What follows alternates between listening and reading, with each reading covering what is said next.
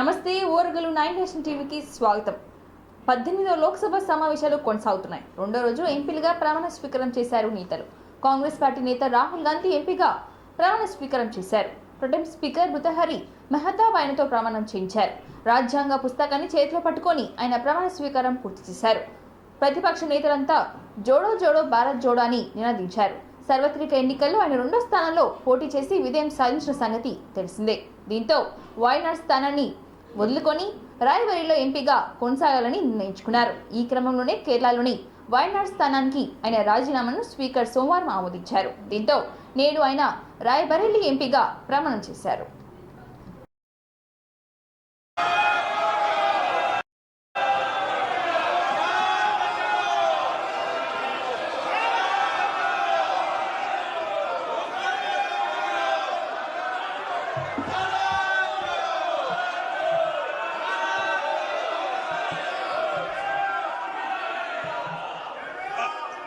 I, Rahul Gandhi, having been elected a member of the House of the People, do solemnly affirm that I will bear true faith and allegiance to the Constitution of India as by law established, that I will uphold the sovereignty and integrity of India, and that I will faithfully discharge the duty upon which I am about to enter.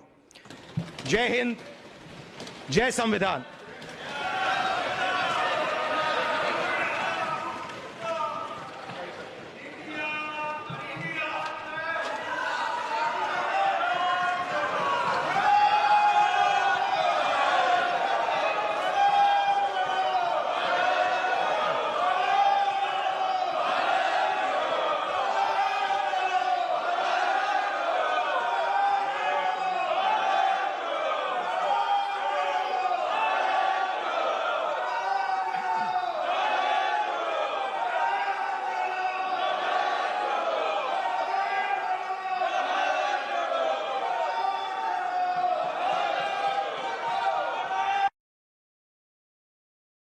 Hyderabad ఎంపీగా అసదుద్దీన్ ఓవైసీ ప్రమాణ స్వీకారం తర్వాత ఆయన చేసిన వ్యాఖ్యల్లో సభలో గందరగోళం సృష్టించాయి. ఎంపీగా ప్రమాణ స్వీకారం పూర్తయిన తర్వాత జై భీమ్, జై భీమ్, జై తెలంగాణ, జై పాలస్తీనా అంటూ వ్యాఖ్యానించారు. సభలో జై పాలస్తీనా అంటూ ఓవైసీ చేసిన వ్యాఖ్యలపై బీజేపీ సభ్యులు అభ్యంతరం తెలిపారు. ఎంపీగా ప్రమాణం చేసే సమయంలో ఇలాంటి వ్యాఖ్యలు ఎలా చేస్తారంటూ సభలో ప్రొటెం స్పీకర్ను ప్రశ్నించారు. అసదుద్దీన్ ఓవైసీ భారత పార్లమెంట్ను అగౌరవపరుస్తున్నారని వెంటనే క్షమాపణ చెప్పాలని డిమాండ్ చేశారు బీజేపీ సభ్యులు. సభలో గందరగోళంపై ప్రొటెం స్పీకర్ స్పందించారు. అసదుద్దీన్ వ్యాఖ్యలను రికార్డు నుంచి తొలగిస్తామని సభకు హామీ ఇచ్చారు. దీంతో సభలో గొడవ సద్దుమణిగింది.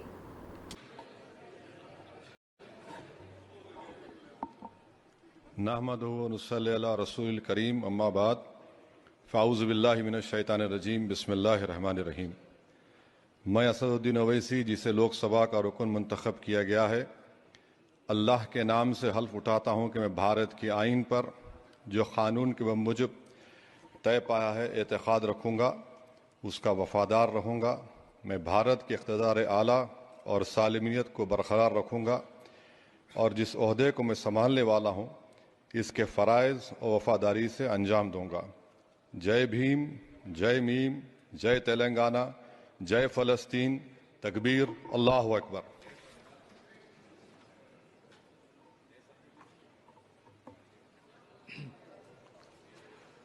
श्री कोंडा विश्वेश्वर త్వరలో అర్హులకు డబుల్ బెడ్రూమ్ రూమ్లు అందిస్తామని వరంగల్ పశ్చిమ శాసనసభ్యులు రాజేందర్ రెడ్డి అన్నారు. హన్మకొండలోని కూడా కార్యాలయంలో నగర మేయర్ గుండు సుధారాణి, హన్మకొండ జిల్లా కలెక్టర్ ప్రావీణ్య, జీడబ్ల్యూఎంసీ కమిషనర్ అశ్విని తానాజీ, అదనపు కలెక్టర్ రాధికా గుప్తాలో కలిసి గ్రేటర్ వరంగల్ మున్సిపల్ పరిధిలోని వరంగల్ పశ్చిమ నియోజకవర్గంలో 2 పడగల గదులకు నిజమైన అర్హులకు కేటాయింపు జరుగుతుందని తెలిపారు.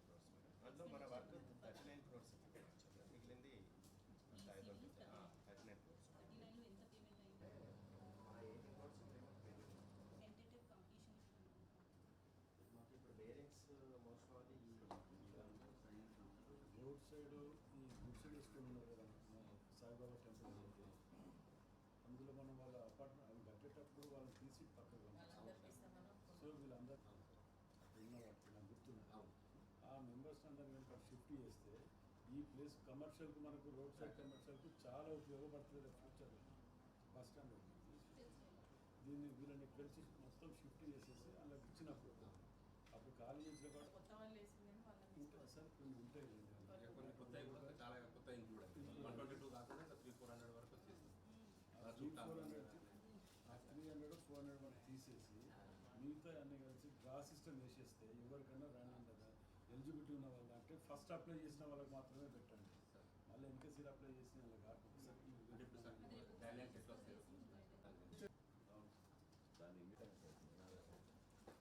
ముఖ్యమంత్రిగా 4వసారి బాధ్యతలు చేపట్టిన తర్వాత సీఎం చంద్రబాబు తొలిసారి కుప్పంలో పర్యటించారు.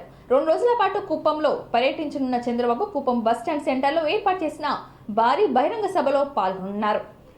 ఈ సభలో కుప్పం సభలను ఉద్దేశించి ఆసక్తికర వ్యాఖ్యలు చేశారు చంద్రబాబు. ఇటీవల జరిగిన ఎన్నికల్లో చారిత్రాత్మక తీర్పు విజయం అందించారని, కుప్పం ప్రజలు తనను 8 సార్లు ఎమ్మెల్యేగా గెలిపించారని అన్నారు. మళ్లీ జన్మంటూ ఉంటే కుప్పంలోనే పుడతానని అన్నారు సీఎం. రాబోయే 5 ఏళ్లలో కుప్పం ప్రజలు రుణం తీర్చుకుంటారని తెలిపారు. ఎవరైనా కుప్పంలో రౌడీయిజం చేస్తే అదే వారికి చివరి రోజు అవుతుందని హెచ్చరించారు.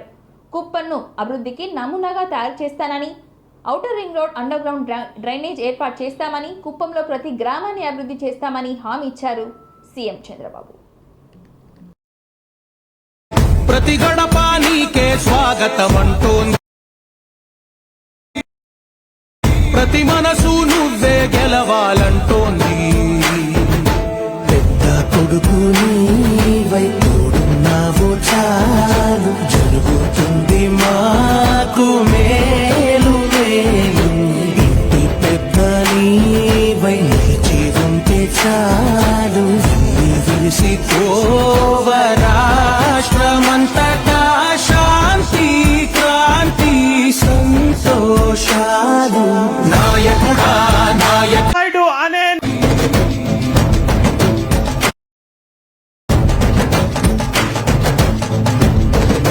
రెడ్డి గారి నాయకత్వం మనకి అందరికీ చెప్తున్నారు. ఈ 5 సంవత్సరాల్లో జీరో పేదరికం లేకుండా కుప్పాన్ని తయారు చేయటమే నా లక్ష్యం అని చెప్పనేసి ఇప్పుడే చంద్రబాబు కరుణిస్తాడని ఆశిస్తున్నా.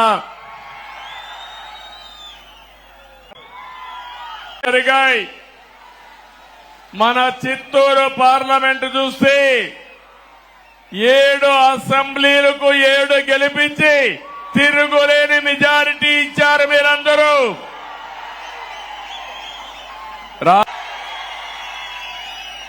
40 ఏళ్లుగా గెలిపిస్తున్నారు. అందుకే రాష్ట్రంలో 8 మంది కేబినెట్ మంత్రులుగా బీసీలను పెట్టాం. ఇది ఒక చరిత్ర. 24 మందికి 8 మంది బీసీలు ఉండడం చరిత్ర అని చెప్పి కూడా నేను మీకు తెలియజేస్తున్నా. మీరు ఏ ఊరికి పోయినా సిమెంట్ రోడ్ను అడిగినా, ఊర్లో వీధి దీపాలు అడిగినా, కాలేజీలను అడిగినా, ఏ అభివృద్ధిని అడిగినా దాన్ని ఎవరు చేశారంటే తెలుగుదేశం అని చెప్పే పరిస్థితిలో ఉంది. మీ ఎమ్మెల్యేగా నేనే చేశానని మీ అందరికీ సగర్వంగా విజ్ఞప్తి చేస్తున్నా. కుప్పం టౌన్ ని తయారు చేసే బాధ్యత నాదని మీ అందరికీ హామీ ఇస్తున్నా. ఈ కుప్పమే కాదు, మనకు 4 మండలాలున్నాయి. సినిమా షూటింగ్లు వేశాడు చూశారా తమ్ముళ్ళు? ఆ రోజు సెట్టింగ్లు పెట్టి ట్రాక్టర్లో నీళ్లు తీసుకొచ్చి నీళ్లు కాలువలో పోసి సీఎం పోతాన అవి కూడా బిరక్కెళ్లిపోయే పరిస్థితికి వచ్చారు. ఈ సంవత్సరం కృష్ణా నీళ్లు రావాలా లేదా అని మిమ్మల్ని అడుగుతున్నా. రావాలి అంటే గట్టిగా చప్పట్లు కూడా చెప్పండి. చెప్పారు. కాంట్రాక్టర్లపై నుండే ప్రేమ వైఎస్ఆర్ కాంగ్రెస్ పార్టీకి రైతులపైన లేదు. అందుకే అన్ని ప్రాజెక్టులు పడకేశాయి. తొందరలోనే దీనిపైన వైట్ పేపర్ కూడా రిలీజ్ చేస్తున్నా. కూరగాయలు కానీ ఈ మూడు కూడా ఈ 3-4 కార్యక్రమాలు కాకుండా ఇంకో కార్యక్రమం ఉంటుంది. ములుగు జిల్లా వెంకటాపురం మండలం వీరభద్రవరం గ్రామ పంచాయతీ పరిధిలో కుక్కతొరేవాగు సమీపంలో ప్రభుత్వ భూమి నుండి మైనింగ్ మరియు రెవెన్యూ డిపార్ట్మెంట్ పర్మిషన్ లేకుండా వారం రోజుల నుండి జేసీబీ పెట్టి తవ్వకాలు చేసి ట్రాక్టర్లతో రాత్రికి రాత్రి తరలిస్తున్నారు. ఇదంతా జరుగుతున్నప్పటికీ అధికారులు మాత్రం చోద్యం చూస్తున్నట్లుగా వివరిస్తున్నారు. ఎంఆర్ఓకి సమాచారం తెలిసినప్పటికీ ఇప్పటి వరకు వారిపై చర్యలు తీసుకోకపోవడంపై అక్కడి గ్రామస్తులు ఆగ్రహం వ్యక్తం చేస్తున్నారు. ఇప్పటికైనా ఈ దందాపై సంబంధిత అధికారులు చర్యలు తీసుకోవాలని గ్రామస్తులు కోరుతున్నారు.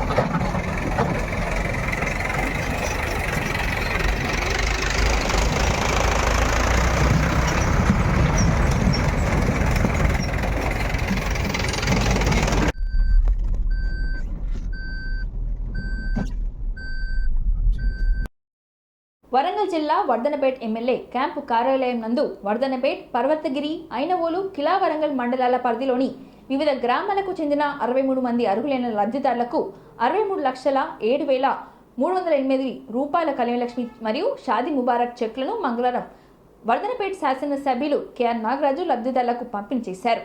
ఈ సందర్భంగా ఎమ్మెల్యే కేఆర్ నాగరాజు మాట్లాడుతూ పేద ప్రజలకు ఎంతో అండగా కళ్యాణలక్ష్మి పథకం నిలుస్తుందని తెలిపారు. ఈ పథకం తెలంగాణ ప్రభుత్వం ద్వారా నేరుగా లబ్ధిదారులకు అందుతుందని అన్నారు. కళ్యాణలక్ష్మి, షాదీ ముబారక్ పథకంతో రాష్ట్రంలోని ఎంతో మంది పేద కుటుంబాలకు ఆడపిల్లల పెండ్లి భారం తగ్గిందని పేర్కొన్నారు.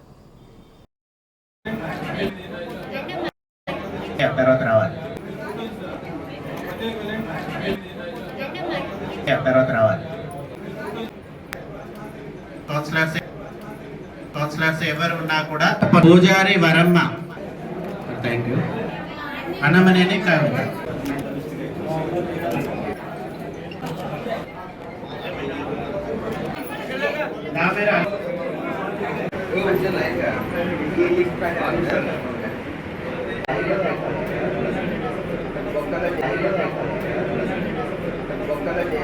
ముఖ్యంగా ఇప్పుడు మన మంత్రి గారు జూలై 1 నుండి 15th ఆగస్టు లోపల 2 లక్షల రుణమాఫీ ఒకటి, అలాగే రైతు భరోసాని, రైతు బంధును, రైతు భరోసాని మార్చడం జరిగింది. ఎకరాల వ్యవసాయ దానికి ఇస్తే బాగుంటుంది. జెడ్పీటీసీ గారిని రమ్మని ఫీడ్బ్యాక్ ఇస్తే విడుదల చేసిండ్రు. ఎందుకంటే ఫామ్ హౌస్ ఉన్న చాలా మందికి లైక్ మల్లారెడ్డి మల్లారెడ్డి కాలేజ్ సంస్థ అధిపతికి కూడా 100 ఎకరాలు ఆయన అకౌంట్లో పడడం జరిగింది. అలాగే మన ఎమ్మెల్యే గారు అప్పుడు ఉన్న రాజగోపాల్ రెడ్డి గారు కూడా ఇప్పుడున్న ఎమ్మెల్యే గారు గౌరవ సభలో మాట్లాడుతూ నాకు వద్దు రైతు రుణమాఫీ, రైతు బంధు వద్దు, నాకు ఎప్పుడైతే ఇది రైతు భరోసా ఏదైతే చేసింది, సో దానిపైన మీ యొక్క అభిప్రాయాలు ఎంఆర్ఓ గారికి చెప్తే దాన్ని నమోదు చేసుకొని తప్పనిసరిగా అంటే ఇక్కడ పార్టీలకు అతీతంగా సూచనలు తీసుకుంటారు. అలాగే వచ్చు, లేకుంటే నన్ను కలిసిన మా పిఏ గారు వారి యొక్క పేర్లు నమోదు చేసుకొని వారికి ఏ విధంగా ఇబ్బంది కొన్ని అకౌంట్లో వచ్చి హోల్డ్ అయి ఉంటుంది. మరో ముఖ్యమంత్రి గారిని నేను హైదరాబాద్ పోయినప్పుడు వారి అకౌంట్లలో సోదరులు పెద్దలకు ఈ కార్యక్రమం మరి రైతుకే ఈ రైతు బంధు ఎవరికి ఇవ్వాలంటే నా యొక్క ఉద్దేశం మాత్రం భార్యాభర్తలకు 5 ఎకరాల లోపున్న వాళ్ళకు ఇవ్వాలని నా యొక్క మనవి. కరీంనగర్ జిల్లా తిమ్మాపూర్ మండలంలో రైతు వేదిక నందు వీడియో కాన్ఫరెన్స్ ద్వారా రైతులతో నేరుగా ముఖాముఖిలో పాల్గొన్న తెలంగాణ రాష్ట్ర వ్యవసాయ శాఖ మంత్రి తుమ్మల నాగేశ్వరరావు, పమిల సత్పతి జిల్లా పాలనా అధికారిని పాల్గొని సూచనలు సలహాలు తీసుకొని అవి ఎలా ప్రజలకు సేవలు అందించాలో వివరించారు.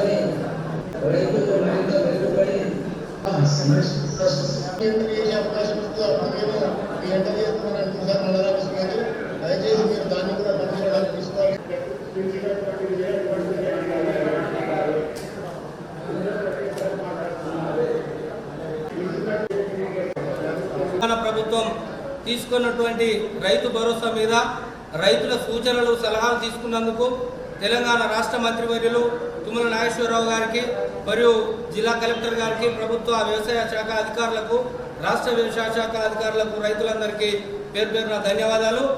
భరోసా కార్యక్రమంలో ఈరోజు దాదాపు రైతులు 10 ఎకరాలాగే మొన్న గాను తెలంగాణ భరోసా రైతు బంధు గత ప్రభుత్వాలు ఇవ్వడం జరిగింది. గుట్టలకు, చెట్లకు, అన్నిటికీ బడా వ్యాపారులకు, బడా వ్యవసాయం ఉన్న వాళ్ళకు కూడా, వ్యవసాయం చేసే వాళ్లకు తప్ప వేరే వాళ్ళకు కూడా ఇవ్వద్దని తెలియజేస్తున్నాము.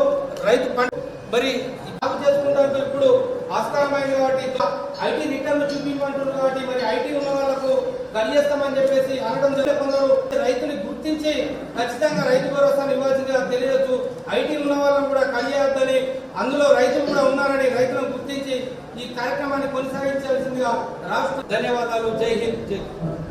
కొందరు నేతలు పార్టీ మారినంత మాత్రాన బీఆర్ఎస్ కు ఎలాంటి నష్టం లేదని మాజీ సీఎం బీఆర్ఎస్ అధినేత కేసీఆర్ వ్యాఖ్యానించారు. ఎర్రవల్లిలోని ఫామ్ హౌస్ లోని పలువురు పార్టీ నేతలతో ఆయన భేటీ అయ్యారు.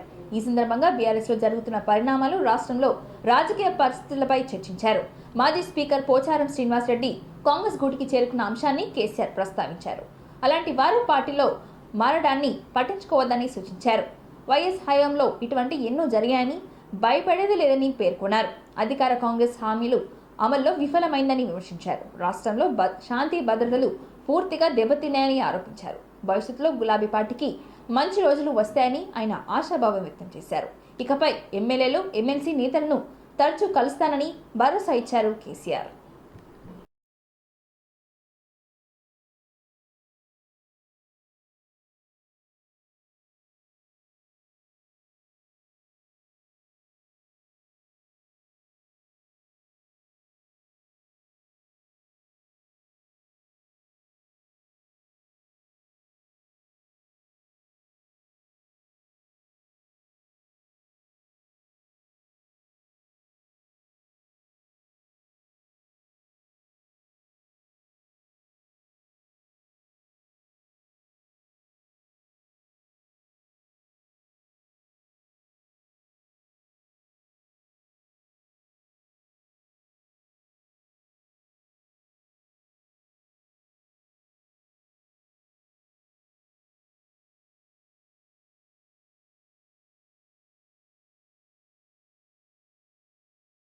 ఎమ్మెల్సీ జీవన్ రెడ్డి తన పదవికి రాజీనామా చేయనున్నారు. జగిత్యాల ఎమ్మెల్యే సంజయ్ కాంగ్రెస్ లో చేరడం, తనకు సమాచారం ఇవ్వకుండా పార్టీలో చేర్చుకోవడంపై ఆయన అలకు బూనిన విషయం తెలిసిందే. దీంతో మంత్రి శ్రీధర్ బాబు ఎమ్మెల్యే ఆయన నివాసానికి వెళ్లి సంధాయించారు. ఏఐసిసి రాష్ట్ర వ్యవహారాల ఇన్ఛార్జ్ దీపాదాస్ మున్షి కూడా ఆయనతో ఫోన్లో మాట్లాడారు. అయితే తాను ఎమ్మెల్సీ పదవికి రాజీనామా చేయాలని నిర్ణయించుకున్నట్లుగా ఆయన కొద్దిసేపటి క్రితం మీడియాకు సమాచారం ఇచ్చారు. పల్లెలన్నీ తిరిగితానని, ప్రజలు అభిప్రాయం మేరకు నిర్ణయం తీసుకుంటానని తెలిపారు. తనకు ఏ పార్టీ నుంచి కాల్ రాలేదని, తనతో బీఆర్ఎస్, బీజేపీ లీడర్లు ఎవరూ మాట్లాడలేదని అన్నారు. ఏ పార్టీ తనను ప్రభావితం చేయలేదని పేర్కొన్నారు. ఇప్పట్లో తాను ఏ పార్టీలోకి వెళ్ళదలుచుకోలేదని క్లారిటీ ఇచ్చారు.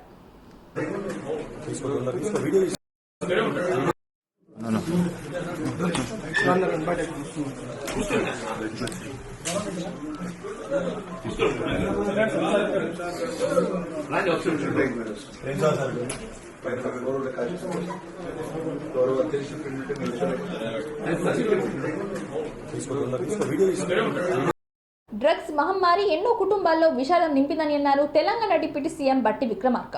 డ్రగ్స్ మత్తులో విద్యార్థుల బంగారు భవిష్యత్తు నాశనం అవుతుందని అన్నారు. ఎంతో మంది అమాయకులు డ్రగ్స్ కు బానిసలు అవుతున్నారని చెప్పారు. దేశాన్ని నాశనం చేయడానికే డ్రగ్స్ వాడుతున్నారని విమర్శించారు. దేశంలో మానవ వనరులను దెబ్బతీసేందుకే కుట్ర చేస్తున్నారని అన్నారు. డ్రగ్స్ ను అరికట్టేందుకు ఎన్ని నిధులైనా ఖర్చు చేస్తామని, డ్రగ్స్ సరఫరా చేస్తే కఠిన చర్యలు తప్పవని హెచ్చరించారు. డ్రగ్స్ సరఫరాతో డబ్బులు సంపాదించాలనే ఆలోచన మంచిది కాదని సూచించారు బట్టి.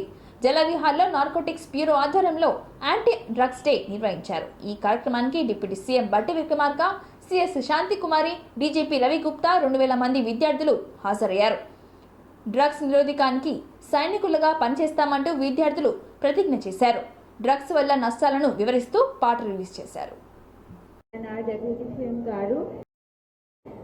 Thank you for giving me this opportunity to speak here. I would like to start with asking you to learn to be bold. బట్టి విక్రమార్క గారు, పెద్దలంతా కూడా ఇక్కడ వచ్చున్నారు. ఇంటిని, సమాజాన్ని, కాలేజెస్ ఇది అదని లేకుండా, ముఖ్య నగరాల్లో లేకపోతే పల్లెటూరులో లేకుండా బాధ్యత ఇందాక సందీప్ సండిలే గారు చెప్పారు. అందుకే నిన్ననే నేను చెప్తూ మా సమ్మె షాపుల్లో, ఛాయ్ దుకాణాల్లో కూడా ఇవి దొరుకుతున్నాయి. ఏదో పాఠాలు చెప్పామని ఇది కమర్షియల్ యాక్టివిటీ, ఏదో ప్రభుత్వాన్ని, పోలీసుది లేకపోతే టీజీఆర్ అనుకోకుండా. All the anti-drug soldiers present today are totally wiped out. As law enforcers, please also please consider it's our. మన రాష్ట్ర ప్రధాన కార్యదర్శి చాలా పటిష్టపరిచి బలోపేతం చేయడమే కాకుండా మోడర్నైజ్ చేయడం ద్వారా ఈ కింగ్ పిన్స్ అందరినీ కూడా ఐడెంటిఫై చేసి ఈ డ్రగ్స్ అన్నది మన రాష్ట్రం నుంచి పూర్తిగా నిర్మూలన చేయడానికి కృత నిశ్చయంతో ఉన్నారు. అదే దృఢ నిశ్చయంతో ప్రజలందరూ కూడా కుటుంబం వద్ద కానీ లేదా మన ఫ్రెండ్స్, కలీగ్స్, మన సమాజంలో మనం ఇంటరాక్ట్ అయ్యే వాళ్ళందరూ కూడా వాటిని జాగ్రత్తగా గమనించి ఎవరైనా ఈ డ్రగ్స్ బారిన పడుతున్నారంటే వారికి సరైన కౌన్సిలింగ్ ఇవ్వటము, సరైన నియంత్రణ చర్యలు తీసుకు రిమోట్ తో మనందరికీ వినిపించాల్సిందిగా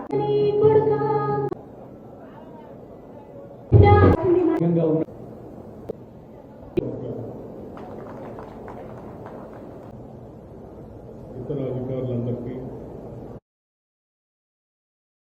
ఈ రాష్ట్ర ప్రభుత్వం భావిస్తాం.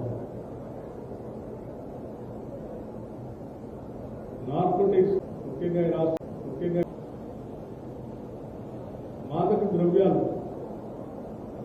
ఎంత ప్రమాదకరమో మన రోజువారీ జీవితాల్లో దేశంలో కాదు ప్రపంచంలో కూడా ఉన్నాం. మన ముందు ఇప్పుడు వ్యవస్థలో ఈ కుటుంబ వ్యవస్థలో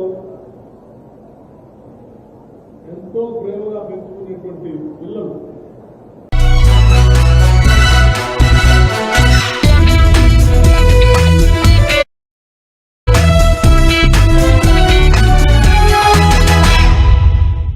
జోగులాంబ గద్వాల్ జిల్లా కేంద్రంలోని గర్భిణీ మహిళ చికిత్స నిమిత్తం పట్నంలోని ఓ ప్రైవేటు ఆసుపత్రిలో చేరారు.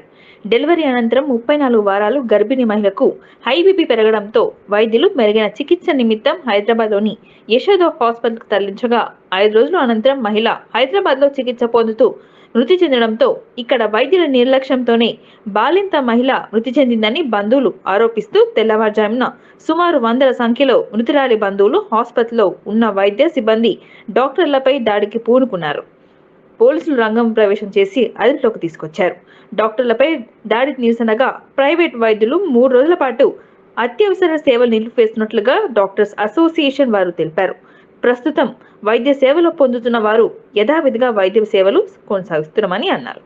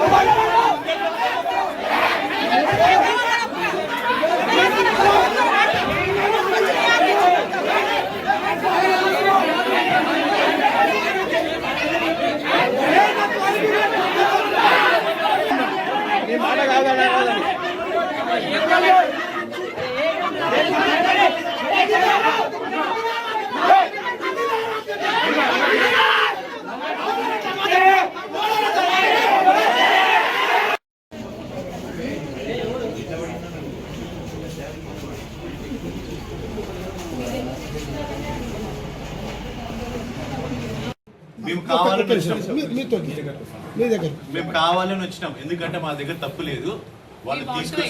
వాళ్ళు వస్తే మా తప్పు లేదు చెప్పుదాము అని చెప్పి మేము ఇక్కడ ఉన్నాం. ఇంటికి పోయిన వాళ్ళం మళ్ళీ వచ్చాము, వస్తున్నారు ఇన్ఫర్మేషన్ వచ్చినాక. ఎందుకంటే తప్పు చేసింటే పై ఇంటికాడ ఉంటా. తప్పు చేస్తే పారిపోతారండి, తప్పు చేయకుండా నేను ఎందుకు పారిపోవాలి అన్న ఒక్క ఉద్దేశంతో వచ్చాము. పేషెంట్ వాళ్ళ పార్టీకి ఎక్స్ప్లెయిన్ చేయాలన్న ఉద్దేశంతో వచ్చాము. చెప్పాము కదా మార్నింగ్ విషయం తెలుసు. ఎంత ఉల్టా మాట్లాడారు. అసలు వాళ్ళు వస్తారు గొడవ చేస్తారు అని తెలుసు. సో అట్లాంటప్పుడు నేను రావాల్సిన అవసరమే లేకుండే, తప్పించుకునేదాన్ని. కానీ నేను ఎందుకు వచ్చానండి? ఎందుకంటే నా ఫాల్ట్ ఏం లేదు. నేను ఎక్స్ప్లెయిన్ చేయడానికి కోసమే ఉండాలి అని హాస్పిటల్లో ఐ షుడ్ బి రెస్పాన్సిబుల్, ఎందుకంటే నేను కేసు చేశాను అని చెప్పి ఎక్స్ప్లెయిన్ చేయాలని చెప్పి నేను ఉన్నానండి.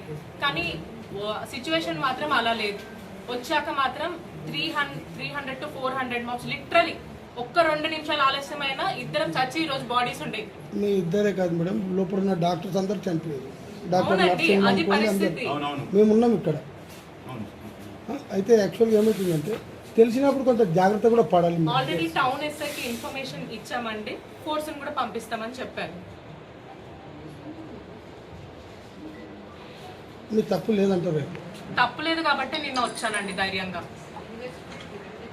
అయితే ఇంకొకటి మేడం, అంటే తప్పు ఉందా లేదా అన్నది let the investigation as per లో వెళ్ళనివ్వండి. పోస్ట్ మార్టం ఇంకొకటి పోస్ట్ మార్టం కూడా అయ్యిందండి ఈ రోజు. పోస్ట్ మార్టం లో కూడా హై బీపీ వల్ల రక్తనాడులు ఏవైతే చిత్రాయో, ఏదైతే బ్లడ్ క్లాట్ ఉందో అన్ని ఎవ్రీథింగ్ ఈస్ ఎవిడెంట్. ఇప్పుడు పేషెంట్ తరఫున ఏమంటారంటే పేషెంట్ కండిషన్ బాగా లేకపోయినా కూడా డాక్టర్స్ ఆపరేషన్ చేస్తున్నారు డబ్బుల కొరకే. ప్రతి హాస్పిటల్లో తీసుకుంటారు కదా. ఇంకొకటి ఆపరేషన్ తీసుకున్నప్పుడు 34 గర్భిణీ స్త్రీ 34 వారాలు. మామూలుగా మనము 40 వారాలలో అప్పుడు డెలివరీ చేస్తాం. నాకు 34 వారాలలోనే ఎమర్జెన్సీ ఆపరేషన్ చేయాల్సిన అవసరం ఏముందండి చెప్పండి? ఎందుకంటే పేషెంట్కి ఇండికేషన్ ఉంది, బీపీ ఎక్కువ ఉంది, తెల్ల రక్త కణాలు తక్కువ పడిపోతున్నాయి, ఇంకా ఆలస్యం చేస్తే పెద్ద ప్రాణానికి ప్రమాదం ఉంటుంది, చిన్న ప్రాణానికి ప్రమాదం ఉంటుంది అని ఎక్స్ప్లెయిన్ చేసిన తర్వాతనే 34 వారాలలో ఆపరేషన్ చేశాను. లేకపోతే నేను 40 వారాల వరకు ఆగుతాను కదండి. మేడం మీరు ఇప్పుడు ఇంత మంచిగా చెప్తుంది కదా, నైట్ పేషెంట్ వాళ్ళ హస్బెండ్ చెప్పినప్పుడు డాక్టర్ భాస్కర్ సార్ ఉన్నారు, వాళ్ళు ఏం చెప్పిందో సార్కి మొత్తం తెలుసు, ఎవరు లేదు ఇక్కడ ఉన్న వాళ్ళు కూడా చెప్పింది పోలికే లేదు. అవును సార్, అంటే ఇప్పుడు మీరు చెప్పేదానికి ప్రెసిడెంట్ జోగులాంబ గద్వాల్. నేను అనంత హాస్పిటల్లో ఒక పేషెంట్ విషయంలో 19 19th రోజు హాస్పిటల్లో ఆపరేషన్ అయింది, సిజేరియన్ సెక్షన్ ఆపరేషన్ అయింది. హై బీపీ ఉండడం వల్ల పేషెంట్కి నెక్స్ట్ డే మార్నింగ్కి కాంప్లికేట్ అయింది. సిటీ స్కాన్ తీస్తే బ్రెయిన్లో బ్లీడింగ్ ఉందని చెప్పి న్యూరో సర్జరీకి రెఫర్ చేశారు కాబట్టి అక్కడ 2 days ట్రీట్మెంట్ జరిగింది. దాని తర్వాత హైదరాబాద్ రెఫర్ చేయడం జరిగిందంట. అక్కడ పేషెంట్ డెత్ అయింది. ఎలాంటి సర్జరీ కాంప్లికేషన్స్ లేకపోయినా కూడా వాళ్ళు ఇక్కడికి వచ్చేసి సర్జరీ చేయడం వల్ల పేషెంట్ చచ్చిపోయింది, దానికి మీరు నష్టపరం కట్టాలని చెప్పి ఒక 200 to 300 మెంబర్స్ మాబు హాస్పిటల్ మొత్తం అటాక్ చేయడం జరిగింది. ఇక్కడ డాక్టర్ వెంకటేశ్వర సార్ మీద, మేడం మీద అటాక్ చేయడం జరిగింది. వాళ్ళు భయభ్రాంతుల్లోనే లోపలికి తలుపు వేసుకున్నారు. ఆ తలుపులను చాలామంది పగలగొట్టే ప్రయత్నం చేస్తూ ఉన్నారు. అప్పుడు పోలీసులకు ఇన్ఫార్మ్ చేశారు డాక్టర్ వెంకటేష్ సార్. పోలీసు వాళ్ళు రావడంతో కొంత కంట్రోల్ చేసే ప్రయత్నం చేసినారు, కానీ వాళ్ళు కంట్రోల్ చేయలేకపోతున్నారు. ఆల్మోస్ట్ వాళ్ళు నైట్ 9:30, 10 o'clock స్టార్ట్ అయిన ప్రాబ్లం 4 o'clock వరకు అంతే అగ్రెసివ్గా డిఫరెంట్ పీపుల్ మందు తాగొచ్చి అందరూ చాలామంది అటాక్ చేయడంతో వీళ్ళు భయభ్రాంతులోనైనారు.